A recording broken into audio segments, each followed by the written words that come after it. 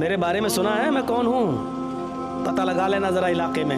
یہی وہ تکبر ہے جس کے بارے میں اللہ تبارک و تعالی اللہ کے نبی صلی اللہ علیہ وسلم فرماتے ہیں کہ یہ اللہ کے خلاف اعلان جنگ ہے، کیونکہ تکبر کرنے کا اور غرور کرنے کا حق صرف اللہ رب العالمین کو ہے اور کسی کو نہیں.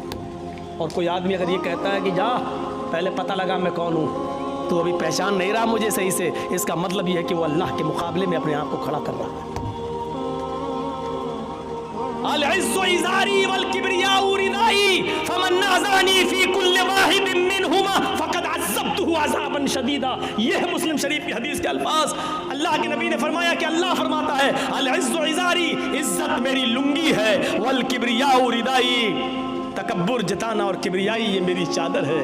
تم دو کپڑے پہنتے ہو نا، ایک اوپر کا حصہ ڈھانکنے کے لیے، ایک نیچے شرمگاہ کا حصہ، ایک کرتا ایک پیجامہ، ایک قمیض اور ایک لنگی، دو کپڑے آپ پہنتے ہو. اللہ کہتا ہے کہ میں بھی دو کپڑے پہنتا ہوں، اور دو کپڑے کیا ہیں؟ العز و ازاری، عزت یہ میری لنگی ہے، والکبریاء ردائی، تکبر کبریائی غرور و گھمنڈ یہ میری چادر ہے.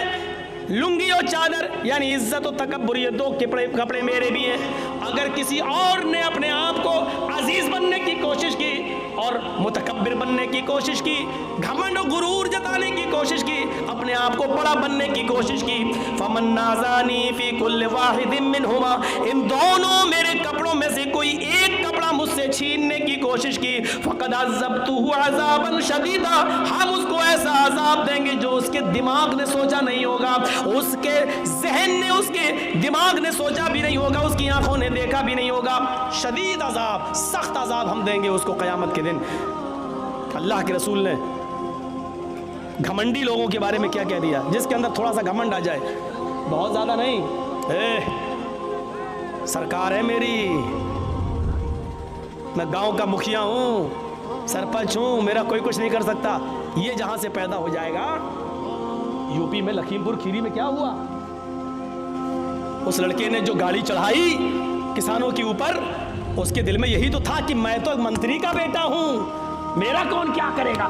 یہیں سے ظلم و زیادتی کی بنیادیں پڑتی ہیں اور ایک دوسرے کے مرڈر اور قتل کی نوبتیں ہوتی ہیں، ایک دوسرے کے خلاف شریعت رچے جاتے ہیں. کیونکہ جب یہ آ جائے کہ میں کچھ ہوں، میرے پاس پاور ہے، میرے بھائیوں، یہیں سے ظلم و زیادتی کی بنیادیں پڑنے لگتی ہیں. یہیں سے اللہ کے نبی نے بس یہ کہہ دیا کہ من کان فی قلبہ، بخاری شریف کی حدیث، من کان فی قلبہ مثقال ذرۃ من کبر لا يدخل الجنہ. من کان فی قلبہ مثقال ذرہ، ذرہ کس کو کہتے ہیں؟ ذرہ. کبھی آپ نے بالو دیکھی؟ ریت. آپ تو جس علاقے کے رہنے والے ہیں یہاں تو ریت ہی ریت ہے. ندی کے کنارے ریت مل جائے گی، ریت میں ذرے ہوتے ہیں، ذرے ہلکے سے.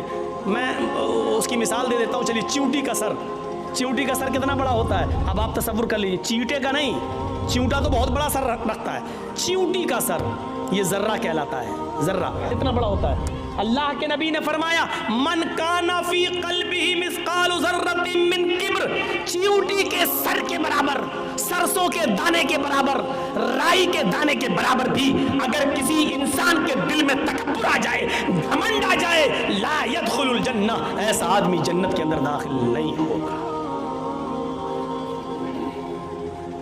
کس کے اندر اتنا گھمنڈ نہیں ہے؟ لا يدخل الجنہ، ایسا آدمی جنت کے اندر داخل نہیں ہوگا.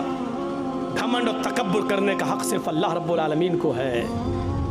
اللہ رب العالمین